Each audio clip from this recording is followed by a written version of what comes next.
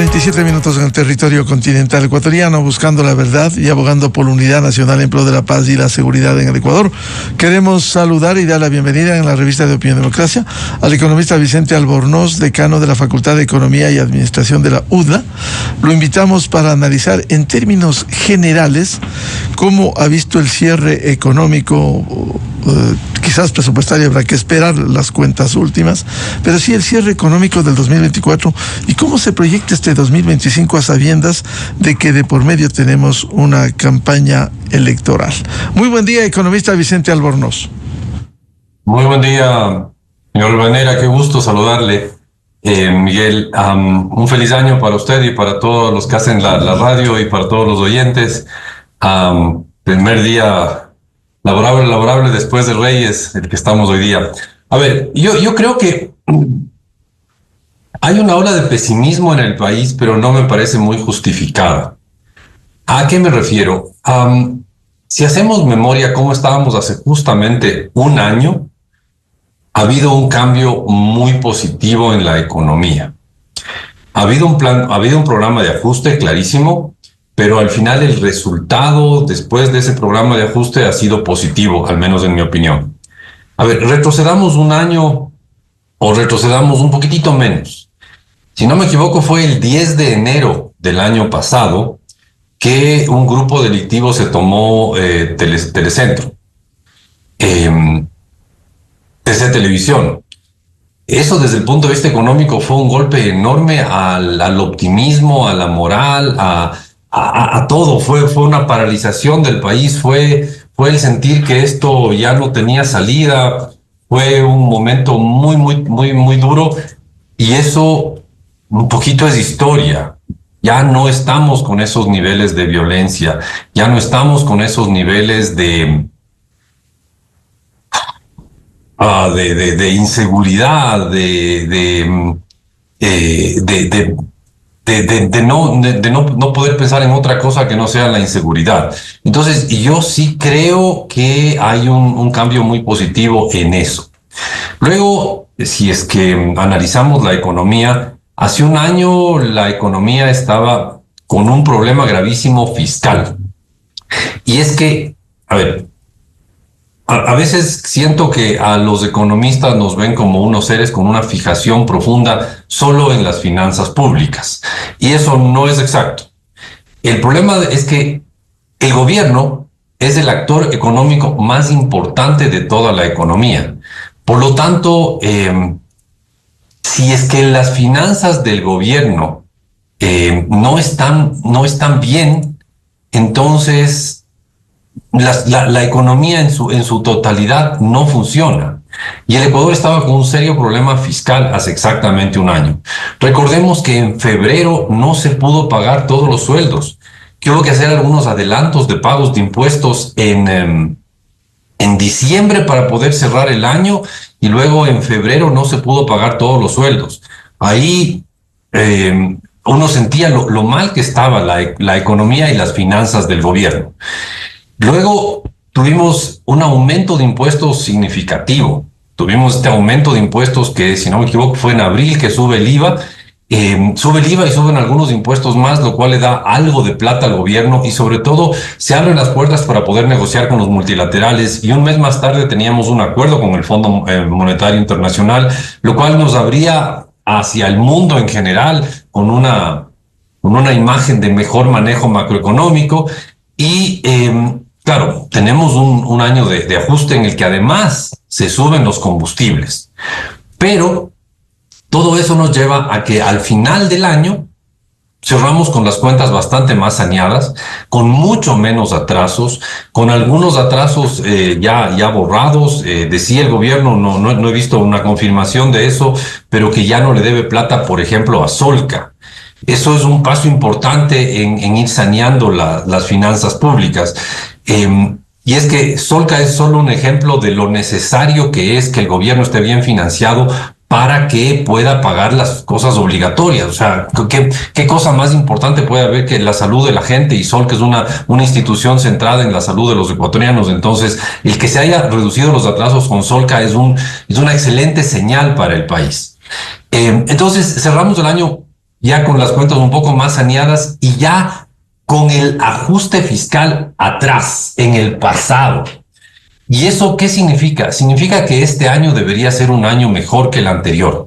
Ya no es año de ajuste, ya no es año en que debería haber menos cortes de luz, ojalá no haya cortes de luz, ya no debería haber aumentos de impuestos, ya no debería haber más ajustes. Entonces, gracias a todo lo que pasó el año pasado, que fue un año antipático de ajuste, de control de la violencia, de presencia de los militares, se les ha ido la mano a los militares, evidentemente, en más de una cosa, pero todo eso ha ido mejorando un poco la situación de seguridad y ha mejorado el tema fiscal. Y para cerrar, el tema eléctrico, ha habido una mejora importante de haber llegado a tener más de 12 horas de apagones al día. Ya no tenemos apagones, ha habido una mejora importante. En parte se lo debemos a San Pedro, que hizo que llueva más en el sur del país, y en parte a los nuevos generadores y a la energía de Cuenca, es verdad, pero este año deberíamos tener un mejor desempeño económico por todo lo que he nombrado. En todo caso, frente a lo que fue el 2023, estamos cerrando en medio de los problemas. Usted citaba, efectivamente, vamos a cumplir un año de la declaratoria del conflicto armado interno a raíz de lo ocurrido en el canal de televisión en Guayaquil. Estamos relativamente mejor frente a ese diciembre que usted nos ha descrito claramente como fue el diciembre del 2023, cuando entró el gobierno. Definitivamente estamos mejor. Definitivamente estamos mejor. Cuando entró el gobierno, teníamos escasas reservas internacionales. Hay una manera bien técnica de calcular, no las reservas internacionales del Banco Central, sino la suficiencia de esas reservas para cubrir los pasivos más importantes del Banco Central. Es lo que se llama los 4 sistemas del balance del Banco Central, y hay un dato que es bien técnico, pero es muy importante, que es el saldo del tercer sistema del balance del Banco Central. Ese es un dato importantísimo que nos habla de cuán sólida y cuán cubierta está la dolarización. Llegamos a tener ese saldo entre noviembre y diciembre del año 2023 en niveles negativos. Me parece que hasta comienzos de enero 2024 estuvo en niveles negativos ese saldo, es decir, el Banco Central tenía muy pocas reservas internacionales frente a sus deudas, frente a sus potenciales pasivos, y eso reflejaba una importante debilidad en la dolarización. Eso se ha solucionado y hemos salido de ahí. Hemos salido de una época en que y esto es un término súper técnico, pero es muy importante. El saldo de la Reserva Internacional para el tercer sistema del balance del Banco Central fue negativo. Hemos salido de eso y hoy es positivo y es alto, no sé, 500, 600, 800 millones de dólares de saldo positivo en ese tercer sistema del balance de reservas internacionales. Eso nos habla de que la economía está bastante mejor que hace un año. Hemos reducido los subsidios a los combustibles, hemos mejorado el equilibrio de las cuentas fiscales. No hay datos de diciembre todavía publicados, pero hasta octubre, que están publicados datos fiscales, hay un superávit fiscal, lo cual es importantísimo porque eso significa que, a pesar del enorme déficit que va a haber en el último trimestre del año, vamos a terminar con un déficit relativamente pequeño para cuando termine el año. Entonces, eso nos habla de que las cuentas públicas están mejorando y que los ajustes ya pasaron, y luego del ajuste debería venir el rebote de la economía. Y el 2025, no digo que vamos a ver un año extraordinario, pero deberíamos ver un año mejor, bastante mejorcito que el año pasado, que fue un año bien feo. Bueno, y frente a ese panorama, ¿cómo se proyecta el 2025? ¿Cómo ve usted, economista Albornoz? Si es que uno ve las estimaciones tanto del Banco Central como del Fondo Monetario, de las Naciones Unidas, del Banco Mundial, para este año 2025, se espera un crecimiento moderado de la economía. Frente a eso, el año pasado debemos haber tenido una caída moderada, pero una caída de la economía. Nuevamente, a los economistas nos acusan de tener una fijación con el PIB, pero el PIB el año pasado debe haberse contraído, o sea, la producción en el país del año pasado debe haber caído. Y eso obviamente es terrible porque eso afecta negativamente al empleo, a la pobreza y a un montón de otros factores. Mientras que este año se espera ya una expansión de la economía. Si las cosas funcionan bien, la expansión económica en el 2025 debería ser un poco más que el crecimiento de la población. O sea, en términos técnicos, otra vez, el PIB por habitante debería crecer en el 2025 y eso es un alivio pensar que el pastelito que le toca a cada ecuatoriano en promedio va a crecer, aunque sea en poco, pero va a crecer en este 2025. Cuidado, no estoy diciendo que vamos a tener un año de abundancia, de riqueza y de crecimiento económico amplio. No, no, vamos a tener un año menos malo que el pasado y quizás un año en que la economía crezca hasta un poquito más que la población, lo cual es positivo, definitivamente positivo para el país. En todo caso, ¿cuánto puede incidir unas elecciones, especialmente la mirada desde el exterior, inversiones, etcétera, que permita dar certezas y certidumbre? ¿Habrá que esperar desde esa visión los resultados de estas elecciones? No, evidentemente las elecciones van a marcar muchísimo el año 2025, pero a ver, seamos prácticos, hay dos candidatos fuertes en estas elecciones. No importa con cuál candidato terminemos el 25, debería ser menos malo que el 24. No, yo sé que estoy poniendo una vara bien baja de optimismo, ¿no? Estoy diciendo que el 25 debería ser menos malo que el 24. Claro que si el ganador en las elecciones es una persona que apoya pues a la inversión privada, al espacio de producción, a la empresa privada, a aquellos que producen en este país, si es que eso ocurre, evidentemente vamos a estar mejor. Pero en todo caso, la economía hoy está bastante más estable y tienen mejores perspectivas de crecimiento que hace un año, eso me parece clarísimo. Evidentemente las elecciones van a marcar un antes y un después en el país y bueno, es evidente que hay un candidato que le va a dar más espacio al crecimiento económico que el otro candidato, pero eso es un tema más político que económico.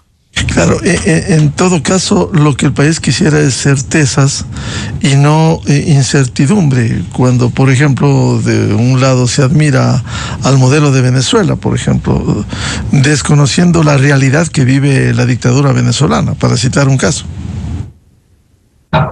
Sin duda, sin duda. Digamos que en el un lado tenemos a alguien que se ha dado cuenta lo difícil que es gobernar, lo complejo que es avanzar y al mismo tiempo lo necesario que es que la economía crezca.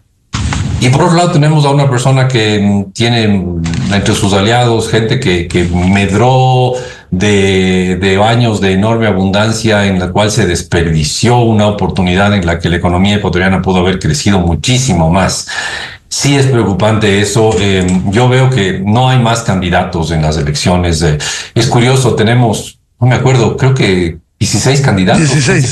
16 candidatos, pero en la práctica tenemos dos. Va a haber dos clarísimos finalistas. Eso no hay vuelta que darle. Y insisto, uno de los dos me parece que tiene una visión mucho más abierta a la producción, a la inversión, a la necesidad de crecer y al mismo tiempo de mantener las finanzas públicas estables, ¿no? A ver, esto de las finanzas públicas a mí me da un poco de susto. A los economistas nos ven como unos seres raros con una fijación anormal en las finanzas públicas, del equilibrio fiscal. Y sí, somos unos seres un poco raros, pero la fijación no es tan exacto decir que es una fijación. Cuando el Estado está quebrado, cuando el gobierno está quebrado, empieza a atrasarse en pagos y eso destruye muchísimo del sistema económico, ¿no? Cuando hay un gobierno atrasado en pagos, el sistema económico entero empieza a atrasarse en pagos, empieza a volverse lento, empieza a producir menos, empieza a atorarse. Entonces, es muy importante que se haya logrado equilibrar las cuentas fiscales. Yo sí le doy en eso un crédito importante al gobierno actual que ha puesto en orden las cuentas, lo cual no es que es suficiente para que con eso vayamos a crecer, pero sí es una condición necesaria para que la economía pueda crecer. Y eso creo que si es que lo hicieron. A ver, ¿qué es lo que hizo el gobierno el año pasado? subió 3 puntos del IVA, subió el impuesto a la salida de divisas, subió un par de otros impuestos adicionales, subió el precio de la gasolina, redujo, casi desapareció el subsidio a la gasolina.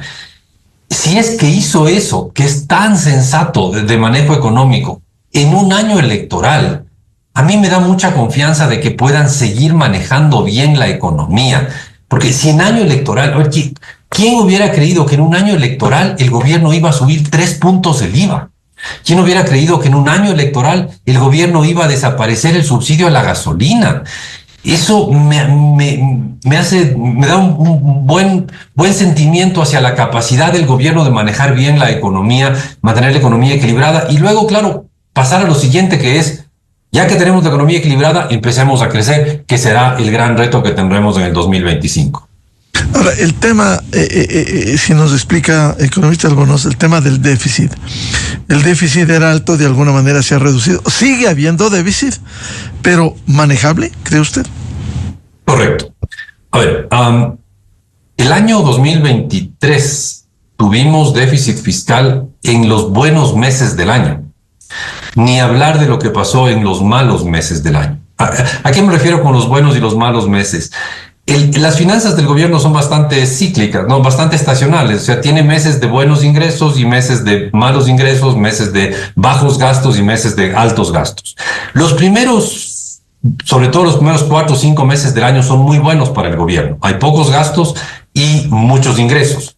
En enero siempre está la recaudación de IVA del mes de diciembre, en marzo y abril está la recaudación del impuesto a la renta y no hay muchos gastos entre enero y mayo. Y luego tiene el famoso mes de diciembre. El mes de diciembre es cuando más gastos tiene el gobierno. Casi que en diciembre se gastan 2/3 del gasto público. Casi, no exacto, pero casi. Si usted divide el gasto del año en 13, cada mes se gasta 1/13 y en diciembre 2/13. Entonces, el gobierno en el 2023 tuvo un déficit entre enero y septiembre, que son los buenos 3 trimestres, los 3 primeros trimestres donde hay más ingresos que gastos. Normalmente debería haber más ingresos que gastos y un superávit, pues en el 2023 hubo un déficit. Y claro, en el último trimestre, donde siempre hay, y este año, el 2024, seguro que hubo un déficit importante, todavía no han salido los datos, pero seguro que hubo un déficit importante en diciembre. Obviamente, si es que se suma eso, un déficit al comienzo del año más un déficit al fin del año, tiene usted un déficit gigantesco. Si es que logra tener un superávit como se lo logró en el 2023 hasta septiembre, y luego tiene un déficit al final del año, el déficit de todo el año va a ser mucho más pequeño y a eso deberíamos prepararnos este año. Eso significa que el déficit es más manejable y que si se sigue en este mismo camino, pues podría equilibrarse las cuentas públicas para próximo año, el 2026, por ahí, podría equilibrarse las cuentas públicas y eso nos daría un montón de oxígeno para ir pensando ya en cosas de más largo plazo, de crecimiento de más largo plazo y otros temas que son vitales para el país. Si quiere, podríamos entrar también en esos temas de más largo plazo. Vamos a hablar también del más largo plazo. Ahora, en este tema del déficit, si se reduce, también significa que el gobierno ha logrado reducir también los atrasos que tenía pendiente de pagos desde la caja fiscal. Sí, ha habido una reducción de los atrasos importante. Justamente yo citaba, el gobierno anunció que ha pagado toda su deuda con Solca, que es esta institución dedicada a la lucha contra el cáncer que hace una gran labor. A mí me pareció una extraordinaria noticia que paguen la deuda con Solca, no solo por Solca, sino que refleja pues un tema económico de que se está igualando en los atrasos. Ha habido más transferencias a la seguridad social, ha habido una serie de cosas que dicen que el gobierno está manejando mejor sus finanzas, está tratando de equilibrar ingresos y gastos. Mire, no es que siempre, todos los días, todos los años, todos los meses, los ingresos y los gastos del gobierno tienen que ser exactamente iguales, pero si no me equivoco, el 2024 va a ser el año número 15, 15º año consecutivo de déficit fiscal. Eso significa que desde el 2009 al 2024, absolutamente todos los años del 2009 al 2024 han tenido importantes déficits fiscales. ¿Y cuál es el problema de tener un déficit fiscal? Que los déficits se financian con deuda. Y eso hizo que el Ecuador, de ser un país con muy poca deuda pública en el 2009, hoy tengo una importante deuda pública que supera el 60% de su PIB. Y por eso es que tenemos un riesgo país tan alto y por eso es que no podemos acceder a los mercados financieros internacionales y otros temas, pero todo eso se deriva de haber tenido durante 15 años, todos los años, del 2009, 2010, 2011, 2012 hasta el 2024, todos los años de un sector público gastando bastante más de lo que tenía de ingresos. Por ahí algún año nos esforzamos, por ejemplo en el 2022 se achicó el déficit bastante, pero igualmente hubo un déficit. El año pasado se achicó el déficit bastante, pero estoy seguro que en el 2024 no se han publicado datos, pero vamos a terminar con un déficit fiscal. Pero es un avance ir achicando esto para algún día empezar a equilibrar ingresos y gastos. No estoy diciendo que tenemos que tenerlos siempre exactamente iguales los ingresos y los gastos, pero no puede ser que tengamos una década y media constante, todo el tiempo de déficit, y en algunos casos déficits altos, incluso déficits altos en años en los que teníamos buenos precios del petróleo. Si hablamos de largo plazo que usted mencionaba, economista Albornoz, ¿cómo generar certezas de un buen manejo para que se vaya no solo reduciendo el déficit, sino que vaya creciendo la economía? A ver, esa es la clave, ¿no? Esa es la clave, lograr que la economía crezca. Y ese debería ser el gran reto del Ecuador. Y deberíamos los ecuatorianos meternos en la cabeza que nuestro mayor reto ahorita es lograr que la economía crezca. Llevamos en la práctica 10 años de una economía que no ha crecido. Básicamente, hasta que tuvimos precios del petróleo altísimo en el 2014, la economía ecuatoriana estuvo creciendo y creciendo y creciendo, y con la caída del precio del petróleo a fines del 2014, comienzos 2015, cae el precio del petróleo, y ahí la economía ecuatoriana se frena, y hemos tenido nuestras subidas y bajadas, tuvimos una pandemia, pero básicamente no hemos crecido desde el 2014 en neto. Así que subidas y bajadas nos dejan en niveles muy similares hoy a lo que teníamos en el 2014. Entonces, crecer es clave. ¿Y qué necesitamos para crecer? Bueno, necesitamos primero estabilidad. La estabilidad económica es clave, no es suficiente, pero es clave, es necesaria. Sin estabilidad económica no hay crecimiento. Entonces necesitamos estabilidad y para eso necesitamos un sector público correctamente manejado, unas finanzas públicas correctamente manejadas. Sin eso no hay crecimiento, pero no es suficiente. Luego necesitamos empezar a ponernos retos de cómo hacer que la economía funcione mejor para que pueda producir más. Le doy solo un ejemplo de las muchas cosas que se podrían arreglar en este país. El mercado eléctrico. Por favor, o sea, tenemos un mercado eléctrico desastroso que no es capaz de garantizar que va a haber electricidad en el país. Eso tenemos que cambiarlo, tenemos que hacer que haya un mercado que garantice que hay electricidad, incluso en épocas de sequía.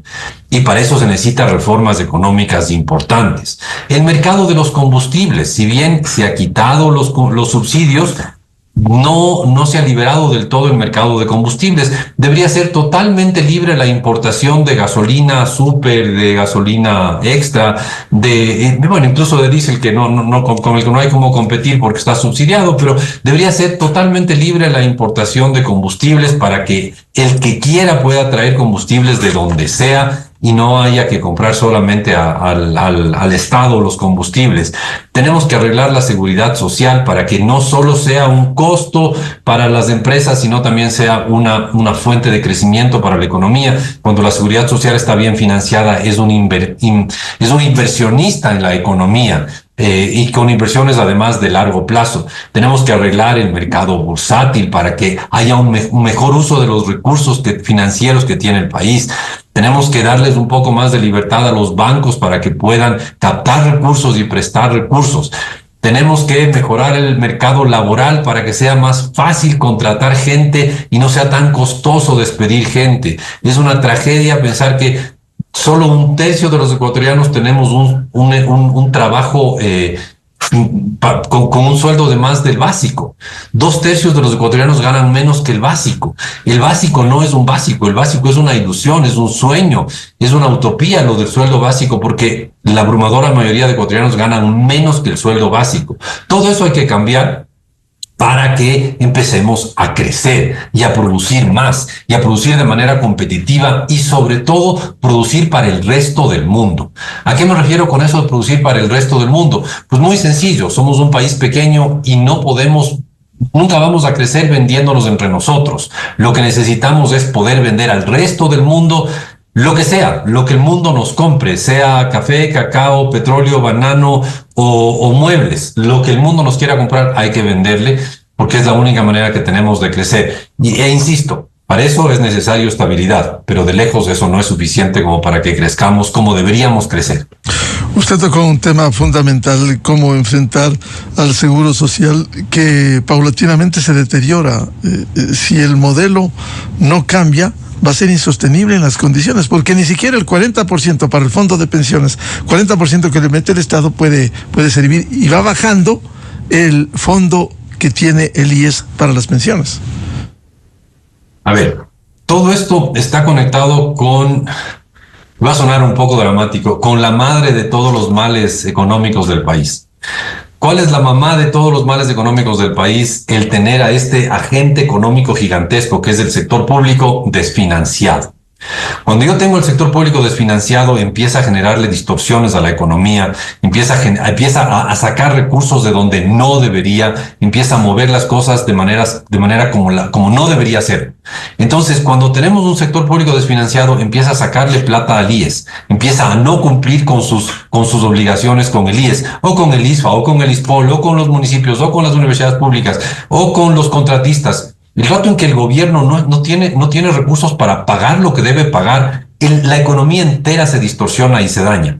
Entonces, ¿qué es lo que pasa con el IES? El gobierno le saca recursos al IES pidiéndole todo el tiempo préstamos y no le paga lo que debería pagarle para el 40% de las pensiones. ¿Por qué? Porque tenemos un gobierno desfinanciado. Ya, ¿por qué está desfinanciado? Podríamos analizarlo, pero básicamente porque se disparó los ingresos del gobierno, porque los gastos del gobierno se dispararon básicamente entre el 2006 y el 2014, y no se ha podido reajustar los gastos hacia abajo y cuesta durísimo ir equilibrando ingresos y gastos. Entonces, ¿qué es lo que pasa con el IES? El IES es una víctima más de este desastre que se deriva de tener un gobierno desfinanciado. Hay que entender que muchos problemas del país nacen de tener un gobierno desfinanciado, que empieza a sacarle plata al IES, empieza a no pagar sus deudas, le sacó durante un tiempo largo plata al Banco Central.